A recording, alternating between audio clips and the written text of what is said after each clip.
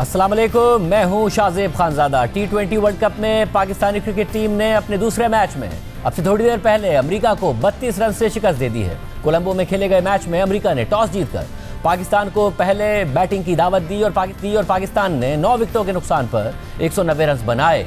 Sadat Farhan 73 run बनाकर नुमाया रहे। बाबर आजम 32 गेंदों पर 46 रन बनाकर आउट हुए। इसके अलावा शादाब खान ने 12 गेंदों पर 30 रन की इनिंग्स खेली। अमेरिका की टीम मुकर्ररा 20 ओवर्स में 8 विकेटों के नुकसान पर 158 रन बना सकी, जबकि पाकिस्तान की जानिब से उस्मान तारिक ने 3, शादाब खान ने 2, जबकि अबरार अहमद और मोहम्मद नवाज ने 1-1 विकेट हासिल की। पाकिस्तान ने फ़हीम अशरफ की यादगार इनिंग्स की बदौलत नीदरलैंड के खिलाफ पहला मैच 3 विकेट से इसी ग्राउंड में जीता था, जबकि बॉम्बे में अमेरिका ने अच्छा आगाज किया लेकिन उसे भारत के हाथों 29 रन से शिकस्त हो गई थी।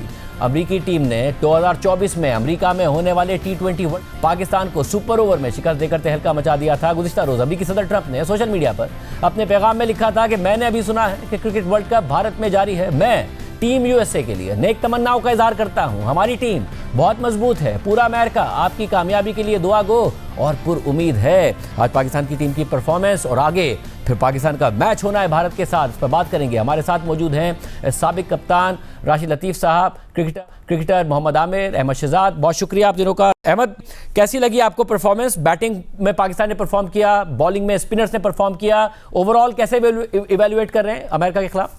जी, बड़ा ज़बरदस्त मैच रहा है। देखिए, ओवरऑल पाकिस्तान के लिए पाकिस्तान अच्छा खेला है। Sahibzada Farhan was brilliant. आज जिस तरह हमने सुबह भी बात की थी कि पाकिस्तान को पहले बैटिंग करनी चाहिए और पाकिस्तान ने पहले बैटिंग की, जिसकी वजह से जो बॉलिंग है वो इन द मिडल आ गई। और पाकिस्तान के जो स्पिनर्स हैं, आपने देखा कि उन्होंने बिल्कुल दे वर क्लूलेस, और यहाँ तक क्लूलेस थे कि शाहान सेट खेल रहे थे, उन्होंने 6वें ओवर का 6वें बॉल जो है वो लेफ्ट कर दिया क्योंकि उनको पता नहीं था कि विच वे इट विल टर्न। तो पाकिस्तान की ओवरऑल बहुत ज़बरदस्त परफॉर्मेंस आज रही है। हाँ, कुछ आज चीज़ें हैं जिस पे बात हो सकती है, बट वो एक ये है कि साहिबजादा फरहान ने आज फिर दिखाया है कि कितना इंपॉर्टेंट है टॉप ऑर्डर के अंदर साहिबजादा फरहान। ये वही साहिबजादा फरहान है जिसको मौके नहीं मिलते थे, और जब उसको मौके मिले हैं तो he is showing his true class. और वर्ल्ड कप के अंदर इस तरह की जो इनिंग है वो बिल्कुल याद रखी जाएगी।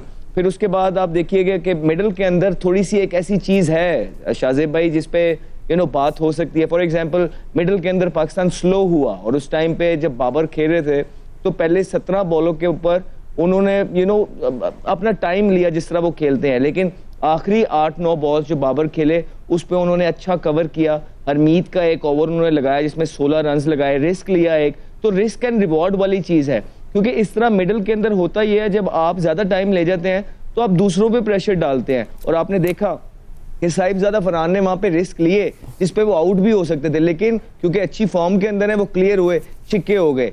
और शादाब को यहाँ पे बहुत क्रेडिट जाता है बिकॉज बीच के अंदर जो है ना रुक गया था काम, और अगर शादाब वहाँ पे इस तरह की इनिंग ना खेलते जिस तरह की उन्होंने खेली है तो पाकिस्तान 188 स्कोर कभी भी ना बना सका।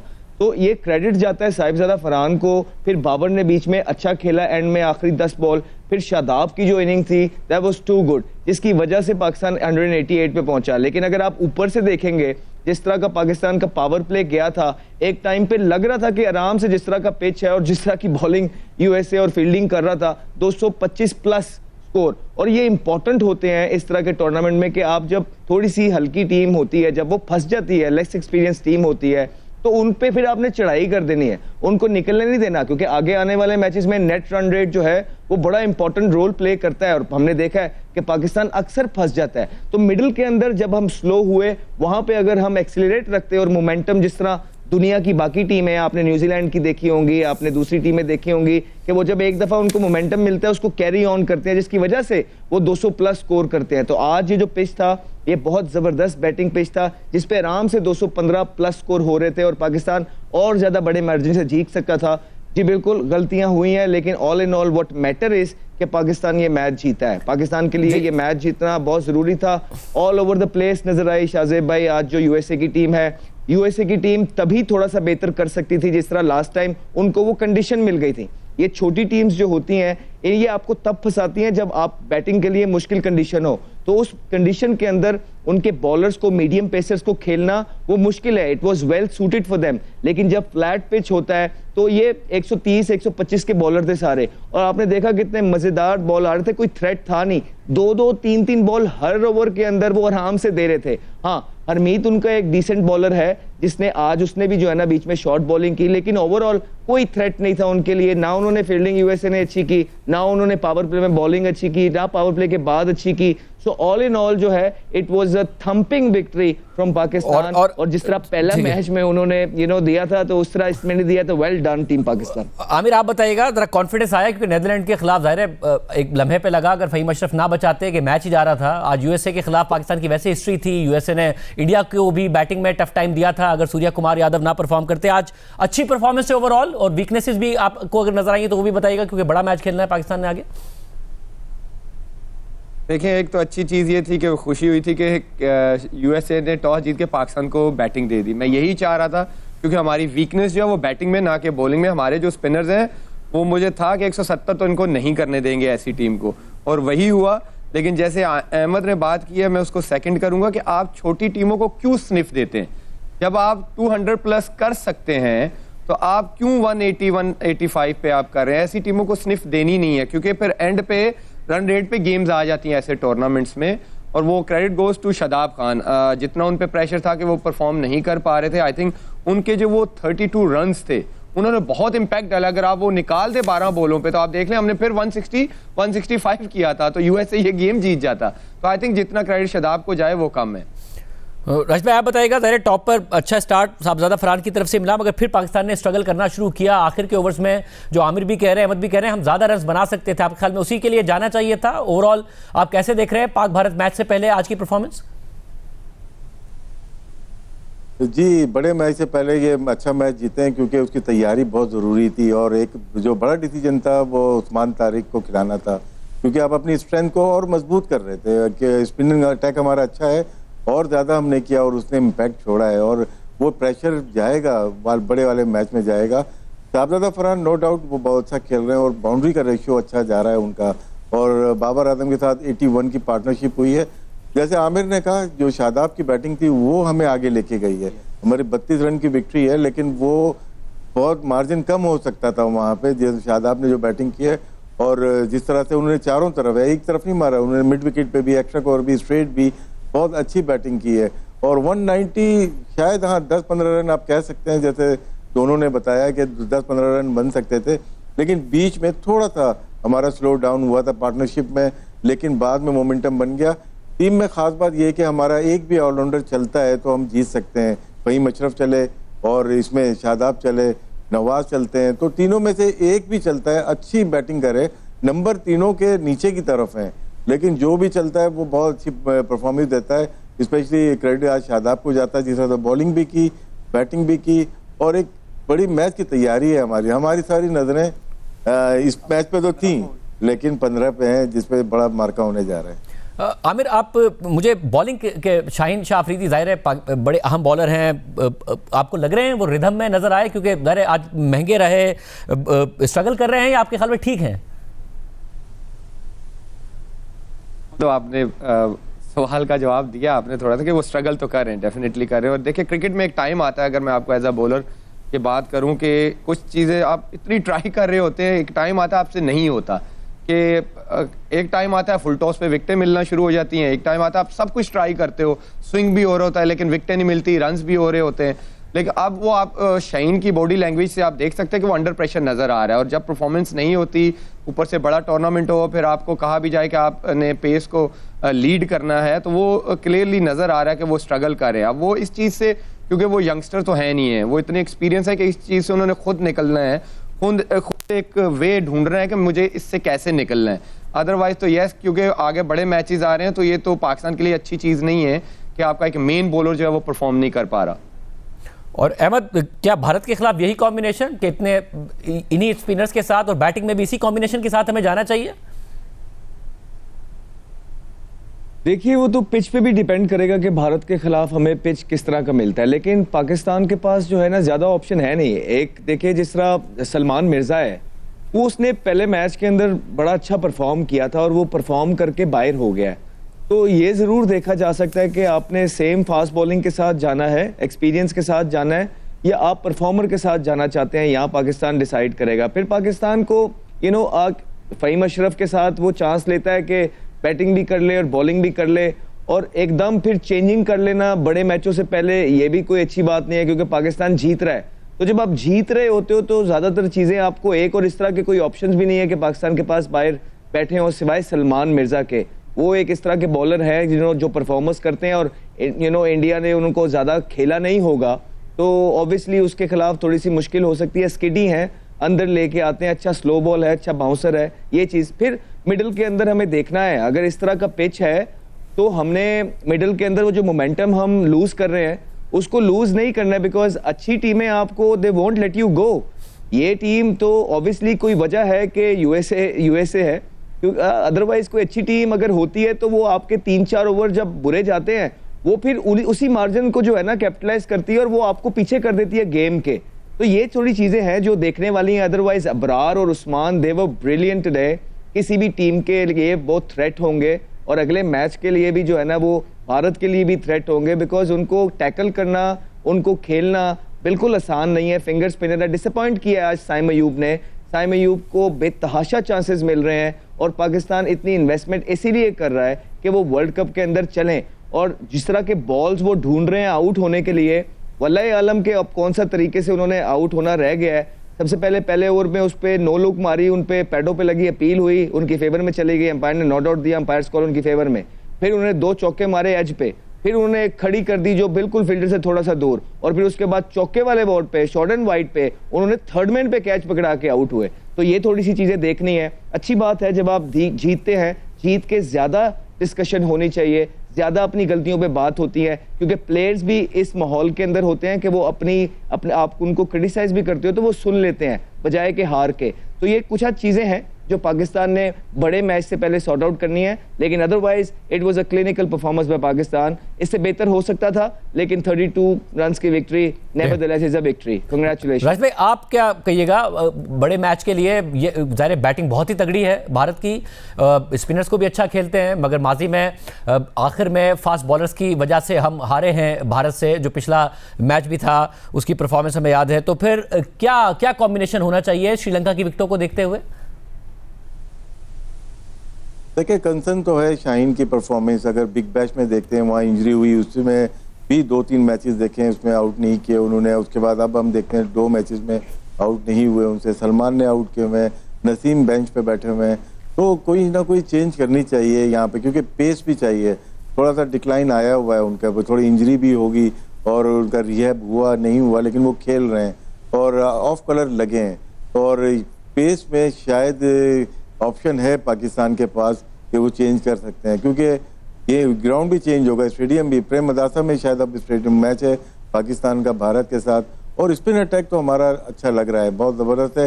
नो डाउट इंडियन बैट्समैन अच्छी बैटिंग करते हैं अगेंस्ट स्पिनर, लेकिन जब रीड नहीं होगी, अगर अबरार हैं या साइम अयूब इवन है, वो भी अच्छी बॉलिंग करते हैं, और शादाब हैं, बहुत बड़ा आपके उस्मान तारिक हैं। मेरे ख्याल से हम लोग स्पिन से ज़्यादा जा रहे हैं, और शाहीन से अगर बॉलिंग नहीं हो तो चेंज करने में कोई वार नहीं है, चेंज कर सकते हैं आप। नसीम शाह को ट्राई कर सकते हैं, सलमान अच्छी बॉलिंग कर रहे हैं, उनको ट्राई कर सकते हैं। बैटिंग में हमारा विकेट कीपर का परफॉर्म करना बहुत ज़रूरी है, वो बिल्कुल भी परफॉर्म नहीं कर पा रहे। काफ़ी मैचेस हो गए, शायद ये विनिंग कम्बिनेशन लेके जा रहे हैं, लेकिन हमारे हर विनिंग कम्बिनेशन में वही 2-3 प्लेयर परफॉर्म नहीं कर रहे होते। हम हर मैच जितने भी बड़े इवेंट के हैं 7 या 8 प्लेयर से खेलते हैं, और कहीं जीतते हैं और कहीं हारते हैं।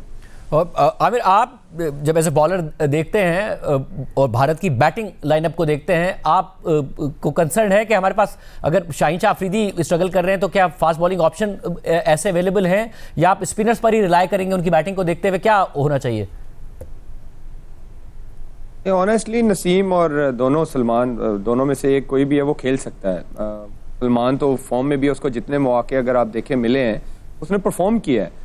और रिसेंट पास में नसीम को मैंने 2 लीग्स में देखा, CPL में भी देखा, ILT में भी देखा, उसका रिदम भी वापस आया, पेस वापस आई है, बेहतर बॉलिंग कर रहा है। लेकिन मैं सरप्राइज था, जैसे अहमद ने बात की कि सलमान मिर्जा ने पिछले मैच में अच्छी बॉलिंग की और वो बाहर बैठ गया, अब उसको ड्रॉप करके अचानक आप इंडिया वाले मैच में लाएंगे, ये भी आप कंफ्यूज कर रहे हैं। तो इस तरह के डिसीजंस नहीं लेने चाहिए जब एक लड़का परफॉर्म कर रहा है। तो आई थिंक उसको कंसिस्टेंट चांसेस मिलने चाहिए, वो भी बड़े टूर्नामेंट में। बड़े टूर्नामेंट में आप तजर्बे नहीं कर सकते, अगर एक लड़का फॉर्म में है उसको कैरी करें। ये एक मुझे लगता है आज का एक गलत डिसीजन था, और अभी भी आप उसको खिला सकते हैं क्योंकि उसकी जितनी भी परफॉर्मेंसेज हैं, जितना भी वो खेला है वो अच्छा कर रहा है, और वो T20 को सूट करता है। अगर आप देखें स्विंग मिल रहा हो तो वो स्विंग करता है, जहां बॉल फंस रहा हो उसके कटर्स वगैरह अच्छे हैं, उसका यॉर्कर अच्छा है, और ये T20 की रिक्वायरमेंट को पूरा करता है। तो ऐसा ही बॉलर आपको चाहिए होता है।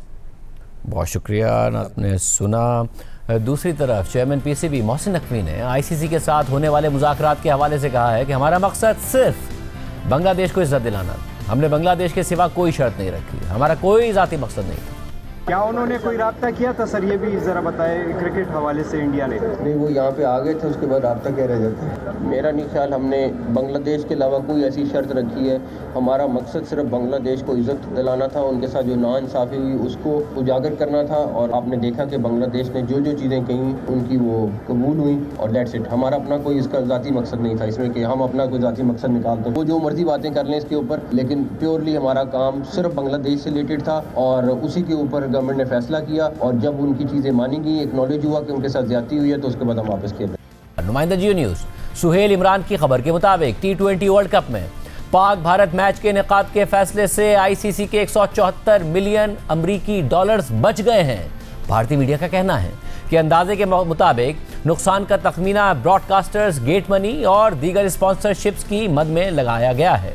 पाक भारत मैच की बहाली के फैसले के फौरन बाद बॉम्बे और कोलंबो के एयर टिकट की कीमत में इजाफा देखा गया, और पाक भारत मैच की वजह से कोलंबो में होटल इंडस्ट्री ने भी खुशी का इजहार किया है। इससे पहले पाकिस्तान की जानिब से मैच के बॉयकॉट के बाद होटल की बुकिंग मंसूख करने के लिए राब्ते किए गए, जबकि कई क्रिकेट शायकीन पाक भारत मैच के टिकटों की रीफंडिंग की पॉलिसी के हवाले से मालूमात हासिल कर रहे थे। भारतीय क्रिकेट बोर्ड के नायब सदर राजीव शुक्ला ने T20 वर्ल्ड कप में पाक भारत मैच के लिए मुज़ाकरात के नतीजे को बड़ी कामयाबी करार दे दिया है। भारतीय मीडिया से गुफ्तगू करते हुए राजीव शुक्ला ने कहा कि आईसीसी के नुमाइंदों के मुज़ाकरात के नतीजे से खुश हूँ कि क्रिकेट की अहमियत को तरजीह दी गई, बाहमी रजामंदी से फैसला हुआ, जो कि अच्छी बात है। It's a good solution, amicable solution which has been found to give priority to cricket, importance to the game. This is what has been done. So I would like to thank ICC for taking this initiative and bringing Pakistan on the table, and then ultimately deciding for Pakistan to play in Colombo match. So it's a good news for all of us. The scheduled match for 15th of Feb in Colombo will take place, and Pakistan will also play. So now this World Cup will also be a big success story. Another important aspect is that Bangladesh feelings have also been assessed as far as these negotiations are concerned, and some relief has been given to their board also, and they are also happy. In fact, they have praised ICC for their efforts. So it's a win-win situation for everybody. Pakistan और ICC के दरमियान मामला तय होने के बाद भारतीय media और तज्जियाकार भी कह रहे हैं कि पाकिस्तान ने शराइत मनवा ली और सिफारती और स्ट्रेटेजिक तरीके से बांग्लादेश को जीत लिया। वर्ल्ड क्रिकेट पाकिस्तान के बगैर नहीं चल सकती। दूसरी तरफ क्रिकेट से मुताल्लिक आईसीसी के दोहरे मयार और भारत की जानिब से खेल को सियासत ज़दा किए जाने पर अब भारत के अंदर और बाहर से तनकीद हो रही है। कांग्रेस के रहनुमा और भारतीय लोकसभा के रुकन शशि थरूर ने भारतीय अखबार में for India Pakistan peace is not weakness, dialogue is not defeat के उन्वान से आर्टिकल में लिखा है कि गुज़िश्ता 20 बरस से ज़्यादा अरसे से भारत और पाकिस्तान के ताल्लुकात एक अफसोसनाक मगर बार बार दोहराए जाने वाले अंदाज पर चल रहे हैं।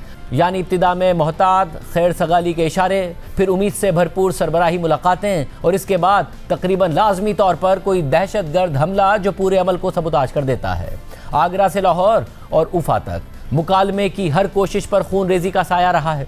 जब मुंबई में 26 नवंबर का सानहा पेश आया, उस वक्त पाकिस्तान के वजीर खारजा दिल्ली में मौजूद थे, जहां वीज़ा पॉलिसी को नरम करने के एक मुआहदे पर बातचीत और दस्तखत होने वाले थे। इसी तरह वज़ीर आज़म नरेंद्र मोदी का नवाज शरीफ की सालगिरह और उनकी नवासी की शादी में शिरकत के लिए लाहौर जाना 3 हफ्ते बाद पठानकोट के फ़िज़ाई अड्डे पर हमले के साथ जुड़ा हुआ नजर आया। यूँ एक ऐसी कहानी बनती चली गई जो अब बहुत हद तक पेश गोई के काबिल हो चुकी है। इसका नतीजा एक ऐसा सिफारती तातुल है जो अब एक मुस्तकिल पॉलिसी की शक्ल इख्तियार कर चुका है। बिल्कुल बातचीत ना करना कोई मुस्तकिल हल नहीं हो सकता। खामोशी कोई हिकमत अमली नहीं बल्कि जमूद है। हमारे बर्रे सगीर जैसे गैर मुस्तहकम खित्ते में ये जमूद एक खतरा बन जाता है। राब्ते की अदम मौजूदगी कशीदगी को मुंजमद नहीं करती बल्कि उसे अंदर ही अंदर बढ़ने देती है। सोशल मीडिया और हद से ज़्यादा कौम परस्ताना बयानियों की इस गूंज में जारहाना बयानिया इतनी तेज़ी से भड़क सकता है कि रिवायती सिफारतकारी उसे काबू में लाने से पहले ही नाकाम हो जाएगी।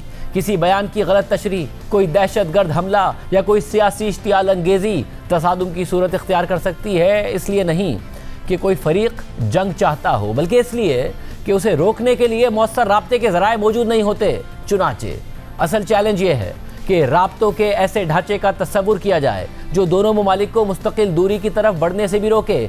इसके लिए सरबराही मुलाकातों तक महदूद सिफारतकारी के बजाय एक ज़्यादा तहदार, मजबूत और पायदार राब्ता निज़ाम की ज़रूरत है। ऐसा निज़ाम जिसमें सरकारी मुकालमा शामिल हो मगर सिर्फ उसी तक महदूद ना हो। इसके लिए अवामी सतह पर रवाबित को फ़रोग़ देना ज़रूरी है, ख़ास तौर पर उन शोबों में जहाँ दरअंदाजी या गलत इस्तेमाल का ख़तरा कम हो। सकाफती और खेलों के तबादले, तालीमी ताउन, तिब्बी वीज़े और ज़ियारात कोई जादुई हल नहीं मगर ये सब दबाव कम करने के रास्ते ज़रूर हैं। ये सियासी कशीदगी के माहौल में भी इंसानी राब्ते को मुमकिन बनाते हैं। इसके साथ साथ ये पाकिस्तान के अंदर अमन के हामी हल्के को वुसअत देने में मदद देते हैं। एक ऐसा हल्का जो अक्सर नज़रअंदाज कर दिया जाता है मगर गैर अहम हरगिज़ नहीं है। आइए पाकिस्तानी तलबा, खिलाड़ियों, फनकारों और मरीजों के लिए वीज़ा निज़ाम में नरमी के असरात पर गौर करें। ये वो अफराद हैं जिनसे सिक्योरिटी खतरात पैदा होने का इम्कान ना होने के बराबर है, लेकिन भारत में उनके तजर्बात वतन वापस जाकर राई तसव्वुरात और मनफी ख्यालात को चैलेंज कर सकते हैं। मैं अब तक किसी ऐसे पाकिस्तानी मेहमान से नहीं मिला जो भारत का दौरा करके अपने मुल्क लौटा हो और उसके दिल में हमारे मुल्क के बारे में गहरे मस्बत जज्बात ना हो। इसी तरह दोनों ममालिक के माहिरीन तालीम और सहाफ़ियों के बाहमी दौरे, चाहे वो निगरानी के साथ ही क्यों ना हो, उन बाहमी खाकों और मुबालगा आमेज़ तस्वीरों को कमज़ोर कर सकते हैं जो अवामी मुबाहिसे पर हावी हैं। ऐसे तबादलों के लिए एतमाद की ज़रूरत नहीं होती बल्कि हिफाजती इंतज़ामात काफ़ी होते हैं और इनके फ़वाइद उनके मुमकिना ख़तरात से कहीं ज़्यादा होते हैं। ऐसे राब्ते या शमूलियत का मतलब तायद नहीं होता, ये दरअसल सरमायाकारी है ऐसे मुस्तकबिल में जिसमें मुकालमा इसलिए मुमकिन हो कि उसकी ज़मीन पहले ही हमवार की जा चुकी हो। भारत अपने मुतालबे को बरकरार रखते हुए भी ऐसे राब्तों के रास्ते तलाश कर सकता है जो सिक्योरिटी को नुकसान ना पहुँचाएँ, जैसे ट्रैक 2 मुज़ाकरात की बहाली, खेलों के ताल्लुकात की वापसी या काउंसलर राब्तों का दोबारा आगाज़। असल नुक्ता यह है कि दो टोक सिफारतकारी से निकलकर मरहलावार सिफारतकारी की तरफ बढ़ा जाए, यानी हालात के मुताबिक और मरहलावार बातचीत की जाए। हालिया तनाज़े पर शशि थरूर ये भी कह चुके हैं कि क्रिकेट को जिस तरह से सियासतज़दा किया जा रहा है वो अफसोसनाक है। मुस्तफ़िज़ुर रहमान का कॉन्ट्रैक्ट ख़त्म नहीं करना चाहिए था, यह सबसे ज़्यादा अफसोसनाक था। तमाम मुतल्लिक़ा फ़रीक़ैन के लिए ये एक वेकअप कॉल है कि हंगामी तौर पर एक दूसरे से राब्ते करें और इस मसले को ख़त्म करें।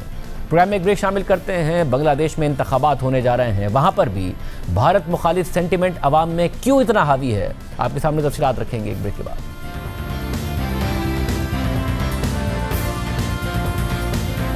बांग्लादेश की जानिब से भारत और श्रीलंका की मुश्तरका मेज़बानी में होने वाले T20 वर्ल्ड कप में शिरकत न करने का फैसला भारत में सिक्योरिटी खदशात की बुनियाद पर किया गया। इन खदशात को बांग्लादेश की अंदरूनी सियासी सूरत हाल से भी जोड़ा जा रहा है, जिसके नतीजे में भारत और बांग्लादेश के ताल्लुकात अपनी तारीख की निचली तरीन सतह तक पहुँच चुके हैं और दोनों ममालिक के दरमियान इस कशीदगी में 2024 की तलबा तहरीक के बाद बांग्लादेश में शेख हसीना वाजिद की तकरीबन 15 साल आमराना हुकूमत के खात्मे ने अहम किरदार अदा किया है। इक़्तिदार से हटने के बाद शेख हसीना वाजिद अगस्त 2024 से भारत में जिलावतनी की ज़िंदगी गुजार रही हैं। इन हालात में अब बांग्लादेश एक निहायत अहम सियासी मरहले में दाखिल हो चुका है।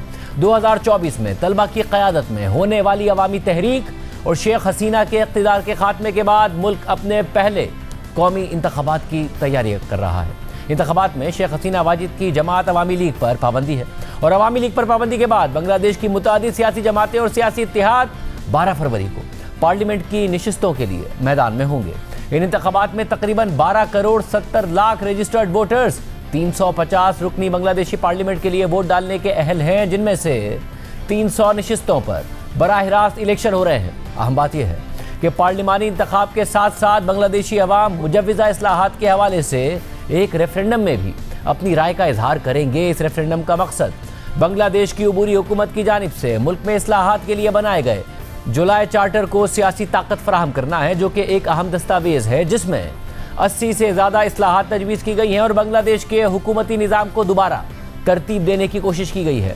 ये चार्टर अबूरी हुकूमत के नेशनल कंसेंसस कमीशन ने तैयार किया है, जिसमें 6 रिफॉर्म कमीशन की सिफारिशात शामिल की गई हैं, जो आइन, अदलिया, इंतखाबी निज़ाम, पुलिस, अवामी इंतज़ामिया और करप्शन के खिलाफ इकदाम पर मरकूज थे। चार्टर की अहम इस्लाहात में ख़वातीन की सियासी नुमाइंदगी बढ़ाना, वज़ीर आज़म की मुद्दत पर हद लगाना, सदर के इख्तियारात में इजाफा करना, बुनियादी हुकूक को वुसअत देना और अदलिया की आज़ादी का तहफ़्फ़ुज़ शामिल है। बांग्लादेश के हालिया इंतखाबात में जिला वतन साबिक वज़ीर आज़म शेख हसीना वाजिद की जमात पर तो पाबंदी लग गई है और उनके 15 साला दौर में अपोजिशन में रहने वाली जमातें बांग्लादेश नेशनल पार्टी और जमात इस्लामी इन इंतखाबात की फ्रंट रनर्स बन गई हैं, जबकि शेख हसीना वाजिद की हुकूमत का खात्मा करने वाले एहतजाज की क़यादत करने वाली तलबा तहरीक के रहनुमा नेशनल सिटीज़न पार्टी के नाम से इंतखाबात में हिस्सा ले रहे हैं, मगर उन्होंने जमात इस्लामी के साथ इंतखाबी इत्तेहाद कायम कर लिया है। ऐसे में एक अहम सवाल ये भी है कि बांग्लादेश के नौजवान भारत के इतने खिलाफ क्यों हैं और भारत और बांग्लादेश के ताल्लुकात ख़राब क्यों हो रहे हैं। इस हवाले से BBC ने लिखा है कि ढाका यूनिवर्सिटी की दीवारें दोबारा चीख रही हैं। यूनिवर्सिटी की दीवारों और राहदारियों पर गुस्से भरे ज़हीन और बाज़ औक़ात शायराना खाके लगाए गए हैं, जो जुलाई 2024 की जेन ज़ी क़यादत में होने वाली बगावत की याद दिलाते हैं, जिसने शेख हसीना वाजिद के 15 साल इक़्तिदार को ख़त्म कर दिया था और वो भारत फरार हो गई थी। रिपोर्ट में मज़ीद लिखा है कि यूनिवर्सिटी के तलबा छोटे छोटे ग्रुप्स में जमा होते हैं और सियासत पर बहस करते हैं। एक बेतरतीब लॉन में सुर्ख लालटेनें हिल रही हैं, जो एक मुख्तसर चीनी नए साल की तकरीब का हिस्सा हैं। ये छोटी सी तफसील भी अहम है, क्योंकि बांग्लादेश में चीन और भारत दोनों का सख्त मुकाबला है। इस यूनिवर्सिटी के बहुत से तलबा के लिए 12 फरवरी को शेड्यूल शुदा इंतखाबात पहली बार हकीकी तौर पर वोट डालने का तजर्बा होंगे। सोशियोलॉजी के 24 साला तालिब इल्म मुशर्रफ हुसैन के मुताबिक नौजवान नस्ल महसूस करती है कि भारत कई सालों से हमारे मुल्क में मुदाखलत कर रहा है, ख़ास तौर पर 2014 के इंतखाबात के बाद, जो बुनियादी तौर पर एक जमाती इंतखाबात थे। BBC के मुताबिक ये शिकवा बांग्लादेश में भारत मुखालिफ जज्बात में तेज़ी से इजाफे की वजह बना है और नतीजा ये है कि भारत और बांग्लादेश के ताल्लुकात अब दहाइयों में सबसे कमज़ोर सतह पर पहुँच गए हैं। बांग्लादेश में भारत को मुश्किलात का सामना है, क्योंकि यहाँ भारत मुखालिफ जज्बात शदीद हो चुके हैं और तज्ज़ियाकारों के मुताबिक बांग्लादेश से मुताल्लिक भारत की अपनी दाखिली सियासी गुफ्तगू भी काफ़ी सख्त और जारहाना हो गई है। बांग्लादेश में बहुत से लोग भारत पर ये इल्ज़ाम लगाते हैं कि उसने शेख हसीना को उनके आखिरी सालों में बढ़ती हुई आमरीत के बावजूद सपोर्ट किया और वो भारत को एक दबाव डालने वाला पड़ोसी समझते हैं।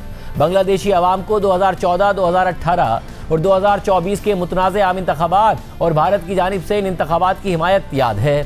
मुशर्रफ हुसैन का मज़ीद कहना है कि भारत ने बग़ैर किसी दबाव और सवाल के शेख हसीना वाजिद की हुकूमत की हिमायत की। इसी वजह से लोग समझते हैं कि बांग्लादेश में जमहूरियत की तबाही में भारत ने मदद की है। धोखाधही के इस एहसास ने बांग्लादेशी अवाम की पुरानी शिकायत के साथ मिलकर एक मजबूत राय पैदा कर दी है कि भारत बांग्लादेश को एक बराबर खुद मुख्तार मुल्क के तौर पर नहीं, बल्कि काबू पाने वाले बैकयार्ड के तौर पर देखता है। बांग्लादेशी अवाम की इन शिकायत में सरहदी कत्ल गारत, पानी के वसाइल की तकसीम के तनाज़ात, तिजारती पाबंदियाँ और भारतीय सियासतदानों और TV स्टूडियोज़ की इश्तियाल अंगेज़ तकरीरें शामिल है। रिपोर्ट में मज़ीद लिखा है कि बांग्लादेश के मकामी मीडिया में ये खबरें आम हैं कि एक भारतीय कंपनी जो बांग्लादेश को बिजली फराहम करती है, वो मुल्क के साथ धोखाधही कर रही है। इसके अलावा इंडियन प्रीमियर लीग यानी IPL से एक बांग्लादेशी क्रिकेटर मुस्तफिजुर रहमान को निकालने और बांग्लादेश के T20 वर्ल्ड कप के मैचेस भारत से श्रीलंका मुंतकिल ना करने के फैसलों ने सरहद पार नाराज़गी को मज़ीद बढ़ा दिया है। रिपोर्ट में मज़ीद लिखा है कि बहुत से बांग्लादेशियों का कहना है कि वे तवक्को करते हैं कि भारत अपनी बांग्लादेश पॉलिसी पर नज़रसानी करेगा, जो तकरीबन मुकम्मल तौर पर एक पार्टी की हिमायत पर मबनी थी, लेकिन इसके बजाय भारत ने अपनी पॉलिसी को बरकरार रखा और शेख हसीना वाजिद को पनाह दी और बांग्लादेश से मुताल्लिक वीज़ा और तिजारती पाबंदियाँ सख्त कर दी और भारत से आने वाले बयानात ने हालात मज़ीद बिगाड़ दिए। बांग्लादेशी अखबार डेली स्टार के कंसल्टिंग एडिटर कमाल अहमद के मुताबिक जब भारतीय सियासतदान बांग्लादेशी मुहाजिरीन को दीमक कहते हैं या कहते हैं कि बांग्लादेश को सबक सिखाया जाए, जैसा कि इसराइल ने गजा में किया, तो आप इस पर क्या तवक्को करेंगे?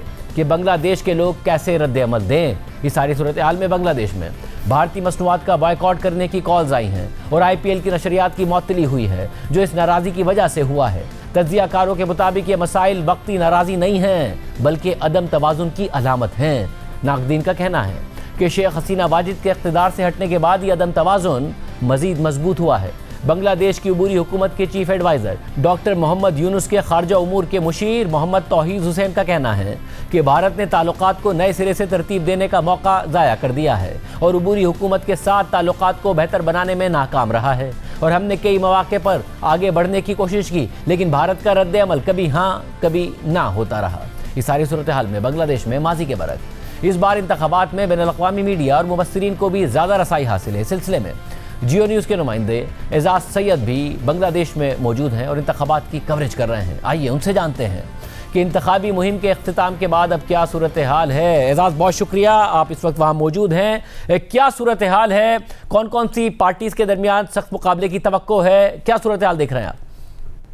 शाहजेब भाई, 12 फरवरी को होने वाले इंतखाबात बांग्लादेश की तारीख के सबसे अहम इंतखाबात हैं। उसकी पहली और बुनियादी वजह अवामी लीग का इन इंतखाबात में शामिल ना होना है। अवामी लीग की जो मेंबरशिप है, पार्टी मेंबरशिप या पार्टी की रजिस्ट्रेशन, उसको इलेक्शन कमीशन ऑफ बांग्लादेश ने सस्पेंड कर दिया है।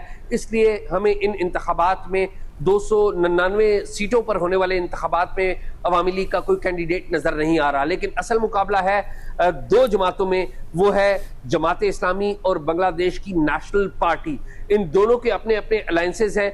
जो एक नई जमात उभर कर आई थी जिसने शेख हसीना वाजिद के आउस्टर में एक अहम किरदार अदा किया था, वो नौजवानों की तंजीम थी जिसे नेशनल सिटीजन पार्टी कहा जाता है। इसके सरबराह नाहिद इस्लाम है।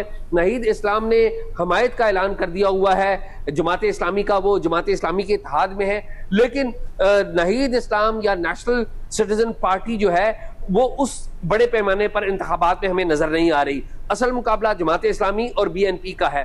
अब अगर इस सारे मामले में अवामी लीग का मामला दोबारा इस तनाज़ुर में चेक करें तो अवामी लीग के ऊपर तनकीद जो है वो भारत की वजह से हो रही है, क्योंकि शेख हसीना इस वक्त भारत में है। लेकिन जो दो मुतारब जमातें हैं बड़ी, जमात इस्लामी हो गई और BNP हो गई, ये दोनों एक दूसरे पर तो तनकीद कर रहे हैं, लेकिन जब शेख हसीना का यहाँ पर जिक्र आता है तो भारत का भी जिक्र आता है और दोनों जमातें इस नुक्ते के ऊपर यकसा ख्यालात रखती हैं और वो भारत को भरपूर तनकीद का निशाना बनाती है। ये पहली दफा हुआ है बांग्लादेश की तारीख में कि भारत को इस कदर तनकीद का सामना करना पड़ रहा है कि दोनों मुतारब जमातें बांग्लादेश के अंदर होने वाले इंतखाबात में भारत को कड़ी तनकीद का निशाना बना रही हैं। 12 करोड़ 70 लाख वोटर 12 फरवरी को अपना फैसला करेंगे, जिसमें 45 लाख से ज्यादा वोटर जो हैं वो नए रजिस्टर्ड वोटर हैं। इन नए रजिस्टर्ड वोटरों का ओवरऑल अगर बांग्लादेश के वोटर्स के ऊपर इंपैक्ट देखा जाए तो कोई इतना ज्यादा नहीं है। लेकिन असल बात यह होगी कि 12 फरवरी को वोट किसको पड़ता है, ये 12 फरवरी के शाम को नतायज हमारे सामने आएंगे। शाम 4:30 बजे जो पोलिंग है वो खत्म हो जाएगी और रात को रिजल्ट्स आएंगे, जिसके बारे में हम आपको आगाह रखेंगे। शुक्रिया, आपने सुनी। प्रोग्राम में ब्रेक शामिल करते हैं, एक और अहम खबर की तफसीलात आपके सामने रखेंगे।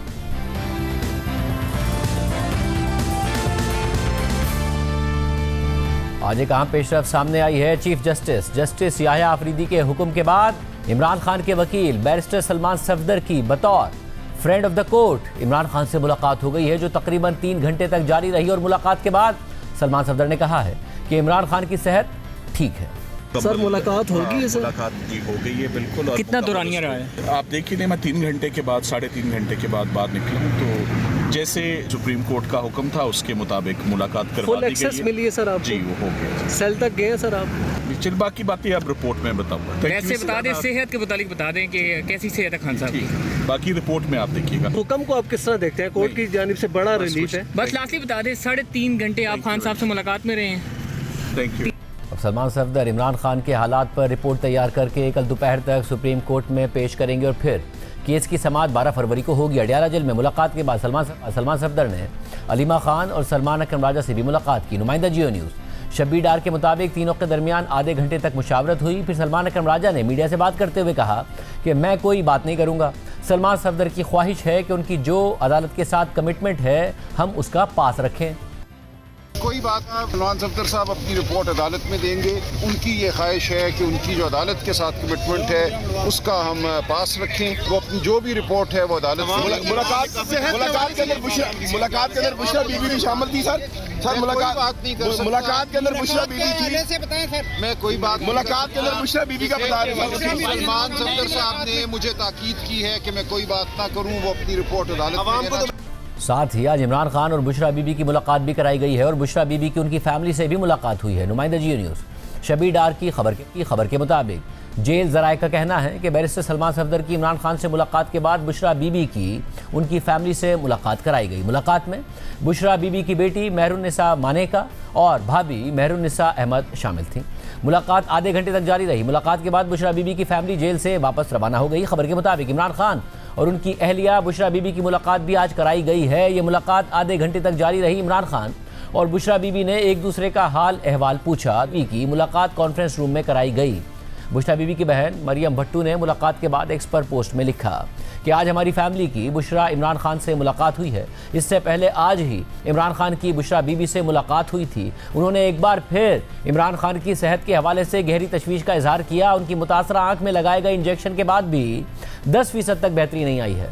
ये इंतहाई हंगामी नौइयत का मामला है कि इमरान खान को फ़ौरन अपने ज़ाती डॉक्टर्स तक रसाई दी जाए। मैं तहरीक इंसाफ के कायदीन से अपील करती हूँ कि वो अदालतों, इंसानी हुकूक की तंजीमों और बैनुल-अक़वामी मीडिया से रब्ता करें ताकि इस मामले को उजागर किया जा सके। इमरान खान को फौरी और मुनासिब तिब्बी इलाज की अशद ज़रूरत है। इमरान खान की बहन अलीमा खान ने इमरान खान की सेहत पर तशवीश का इजहार किया। अलीमा खान ने मीडिया से बात करते हुए कहा कि आप हमारी मुलाकातें बंद कर दें। इमरान खान का इलाज बंद नहीं कर सकते और अब इस पर कोई कॉम्प्रोमाइज़ नहीं होगा।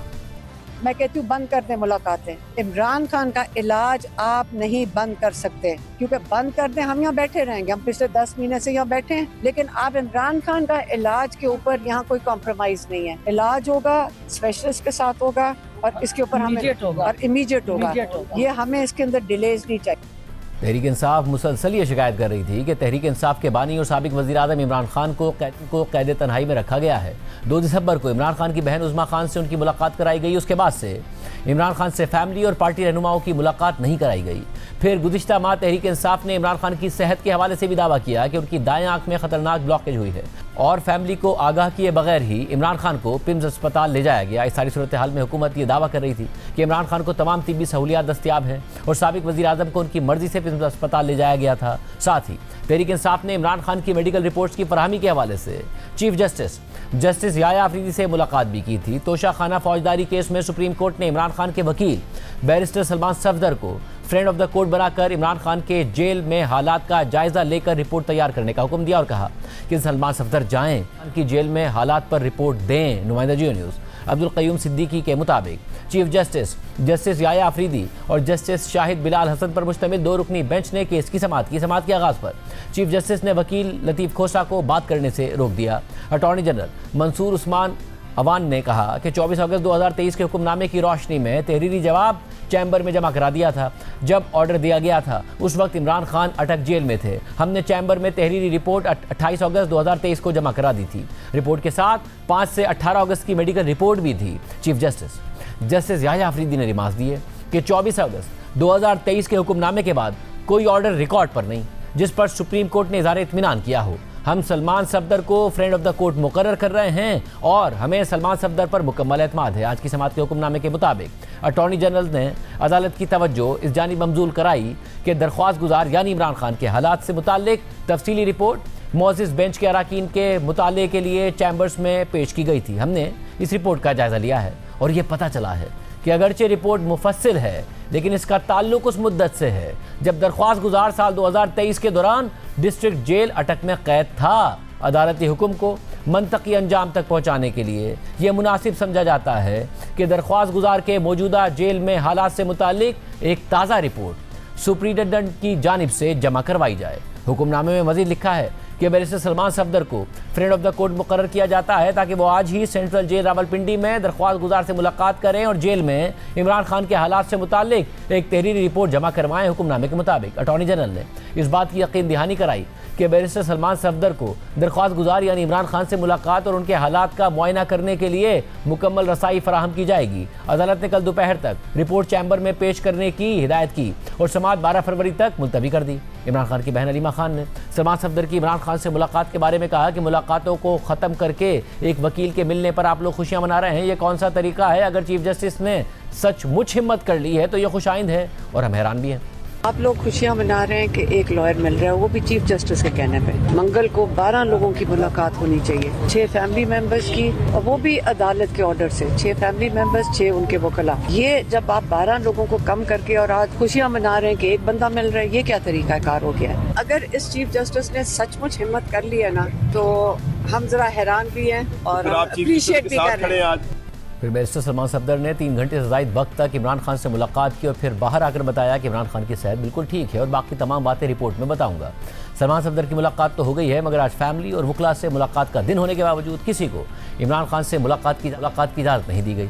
इमरान खान की बहनों, तहरीक इंसाफ के chairman barrister Gohar Khan, secretary general Salman Akram Raja और तहरीक इंसाफ खैबर पख्तूनख्वा के सदर जुनैद अकबर भी आज मुलाकात के लिए आए, मगर उन्हें आज भी मुलाकात की इजाज़त नहीं दी गई। इसके अलावा आज एक और अहम पेशरफ्त हुई है। 2 फरवरी को वज़ीर आला खैबर पख्तूनख्वा सुहेल आफरीदी ने वज़ीर आज़म से मुलाकात की। फिर अगले ही दिन बुशरा बीबी की भाभी और बेटी को उनसे मुलाकात की इजाज़त दी गई और उसके अगले दिन वज़ीर आला खैबर पख्तूनख्वा सुहेल आफरीदी की ज़ेर सदारत एपेक्स कमेटी का इजलास हुआ और अब आज सुबह में सिक्योरिटी सूरत हाल पर आला सतह का इजलास कोर हेडक्वार्टर पेशावर में हुआ है, जिसमें वफाकी वज़ीर दाखिला मोहसिन नकवी, वज़ीर आला खैबर पख्तूनख्वा सुहेल आफरीदी, कौमी सलामती के मुशीर और कोर कमांडर पेशावर के अलावा आला सिविल और अस्करी हुक्काम ने शिरकत की। इजलास के एलामिये के मुताबिक इजलास के दौरान दहशतगर्दी के वाक़यात में शहीद होने वाले शहरियों और सिक्योरिटी इदारों के अहलकारों को खिराज तहसीन पेश किया गया और फैसला किया गया कि इस साल होने वाले PSL के मैचेस का पेशावर में इनेकाद किया जाएगा। मालाकंड डिवीजन में सूबाई हुकूमत की नज़्म नस्क को फौरी तौर पर सूबाई पुलिस और दीगर सूबाई इदारों के ज़ेरे निगरानी मॉडल के तौर पर नाफिज किया जाएगा। बाद में इस कामयाब मॉडल को खैबर पख्तूनख्वा के मुतासरा अजला बिलखुसूस खैबर और अकज़ई और कुर्रम में मरहला वार नाफिज किया जाएगा। इसके अलावा इन अजला में शुरू किए जाने वाले तमाम तरक्याती मनसूबों की मौसर निगरानी और किसी भी किस्म की अस्करी कार्रवाइयों का जायजा लेने के लिए वज़ीर आला की सरबराही में एक खुसूसी ज़ेली कमेटी कायम करने का फैसला किया गया, जो माहाना बुनियादों पर जायजा इजलास मुनक़िद करेगी। एलामिये के मुताबिक वज़ीर आला सुहेल आफरीदी की सरबराही में कायम इस खुसूसी ज़ेली कमेटी में मुंतखब अवामी नुमाइंदगान, core commander Peshawar, chief secretary, IG police और सूबाई हुक्काम के अलावा वफाकी इदारों के नुमाइंदे भी शामिल होंगे। इसके अलावा इजलास में फैसला किया गया कि यह खुसूसी ज़ेली कमेटी इन अज़ला में गवर्नेंस और तरक्की के शोबों में मनसूबों की निगरानी के अलावा मकामी आबादी की मुस्तकिल आमदनी को यकीनी बनाने के लिए मुतबादिल रोजगार की फराहमी के मौके पैदा करेगी। इसके अलावा ये कमेटी आर्जी तौर पर बेघर अफराद के मसाइल के हल के लिए मौसर इंतजाम भी करेगी। एलामिये के मुताबिक वफाक और खैबर पख्तूनख्वा के दरमियान मौसर राब्तों के जरिए दहशतगर्दी जैसे अहम के लिए अहम पॉलिसी उमूर पर मुकम्मल हम आहंगी और यकसा मौक़िफ़ को यकीनी बनाया जाएगा और नौजवानों में शिद्दत पसंदाना सोच की रोकथाम और मस्बत सोच के फ़रोग़ के लिए पायदार रोजगार के मौके पैदा किए जाएंगे। एलामिये के मुताबिक इजलास में गैर कानूनी सिम कार्ड्स, धमाका खेज मवाद और भत्ताखोरी जैसी गैर कानूनी सरगर्मियों के खिलाफ सख्त इक़दामात को जारी रखने का फैसला किया गया और नॉन कस्टम पेड गाड़ियों की मरहलावार प्रोफाइलिंग पर तवज्जो भी दी जाएगी। आज के प्रोग्राम में इतना ही। दीजिए। अल्लाह हाफ़िज़।